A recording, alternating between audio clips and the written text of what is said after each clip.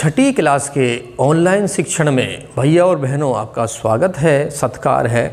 आज हम लोग एक्सरसाइज 4.6 करने जा रहे हैं। इस एक्सरसाइज 4.6 में हम लोग वृत्त के अंदर उसकी त्रिज्याएँ, उसका व्यास, जीवा, त्रिज्याखंड, केंद्रक, इनका अध्ययन आप लोग इसमें करेंगे। देखिए आपके सामने एक आकृति बनी हुई है। ये एक वृत्त की आकृति है। इस वृत्त की आकृति में कुछ जगह चिन्हित की हुई हैं, कुछ जगहों को चिन्हित किया हुआ है, उनके नाम डाले गए हैं। आप उन्हें ध्यान से देखेंगे और समझने का प्रयास करेंगे। AO आपको दिख रहा है, ये वृत्त की त्रिज्या है। AO त्रिज्या है, BO भी त्रिज्या है और CO भी त्रिज्या है। ध्यान से सुनेंगे, पुनः देखेंगे एक बार। AO त्रिज्या है, CO भी त्रिज्या है और BO भी त्रिज्या है इसकी। ये तीनों त्रिज्याएँ हैं इसकी। अगर हमसे कहें इस वृत्त की त्रिज्याओं के नाम लिखो तो लिख सकते हैं हम AO, CO, BO, तीनों त्रिज्याएँ हैं। ये A और C ये व्यास है। त्रिज्या से दुगना है व्यास, ध्यान देंगे। या ऐसे बोल दो, त्रिज्या व्यास की आधी होती है। ये इसका केंद्र है। O वृत्त का केंद्र है। ये त्रिज्या हो गई, ये त्रिज्या हो गई, ये त्रिज्या हो गई। AC व्यास हो गया, O केंद्र हो गया वृत्त का। इस तरह से आप देख रहे हैं इसमें। AOB इसे अपने छायांकित किया हुआ है, ऐसे देखो, एक दिख रहा है आपको AOB। इस AOB को छायांकित किया हुआ है हमने। ये त्रिज्याखंड है, यानी कि दो त्रिज्याओं द्वारा घेरा गया क्षेत्र ही त्रिज्याखंड कहलाता है। ये त्रिज्याखंड हो गया। आप देख रहे हैं ये बिंदु P है। अगर हमसे पूछे बिंदु P अंत्य भाग में है या बहिर्भाग में, तो हम कहेंगे ये अंत्य भाग में बिंदु P। बिंदु M बहिर्भाग में है। ये बिंदु बाहर है, ये अंदर है। इतना भी देख लिया हमने। उसके बाद में हम देखेंगे E और D।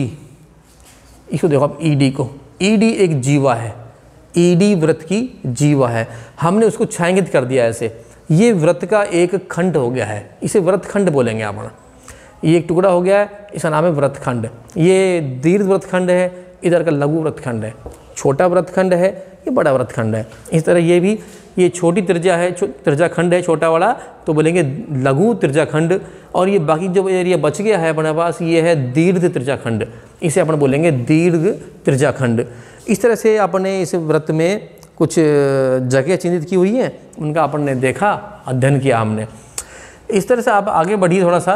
अगर क्वेश्चन दे दें हमको कि एक वृत्त की रचना कीजिए, एक वृत्त बनाइए और उस वृत्त के अंदर आपको व्यास दिखाना है या त्रिज्या दिखानी है या वृत्तखंड दिखाना है, त्रिज्याखंड दिखाना है, आपसे ये बोल सकते हैं वो, आपको ये बनाना आना चाहिए। देखिए, अगर हमसे कहा एक वृत्त की रचना कीजिए, ये वृत्त बना दिया अपन ने, ये अपन ने वृत्त बना दिए हैं सब।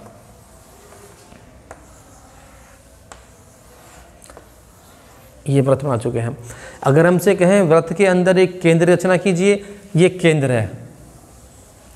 जिस बिंदु पर प्रकाश की नोक रखी है हमने और ऐसे घुमा के वृत्त की रचना करी है, वही उसका केंद्र है। कोई नाम डाल देंगे इसका, ये केंद्र है।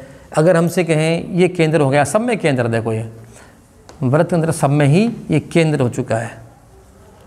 अगर हमसे कहें त्रिज्या दिखाइए, ये त्रिज्या है वृत्त की, कोई नाम डाल दो इसका भी, ये त्रिज्या है, ये भी त्रिज्या है।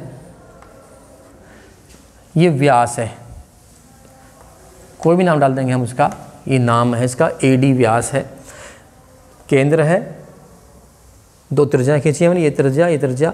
अगर हमसे कहता है त्रिज्याखंड बनाओ, तो हम इसे चिन्हित कर देंगे, ऐसे छायांकित भी कर देंगे हम इसको। ये हमारे पास त्रिज्याओं द्वारा घेरा का क्षेत्र है, त्रिज्याखंड है ये व्यास है। ये व्यास इस वृत्त को दो बराबर भागों में बांटता है। वृत्त का व्यास वृत्त को दो बराबर भागों में बांटेगा। ये आधा वृत्त है और नीचे वाला भी आधा वृत्त है। इसे बोलेंगे अपन अर्धवृत्त। ये आधा वृत्त, नीचे वाला आधा है, दोनों बराबर इससे हो गए हैं।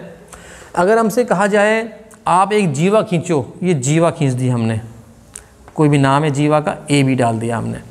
ये वृत्त की जीवा है, ये केंद्र से नहीं गुजरेगी। अगर ये केंद्र से गुजर जाए तो व्यास बन जाएगी। अगर जीवा केंद्र से गुजरती है तो व्यास कहलाएगी वो। ये व्यास नहीं है, ये जीवा है, ये व्यास है। हम व्यास को जीवा बोल सकते हैं। व्यास भी एक जीवा है, सबसे बड़ी जीवा ही व्यास होता है।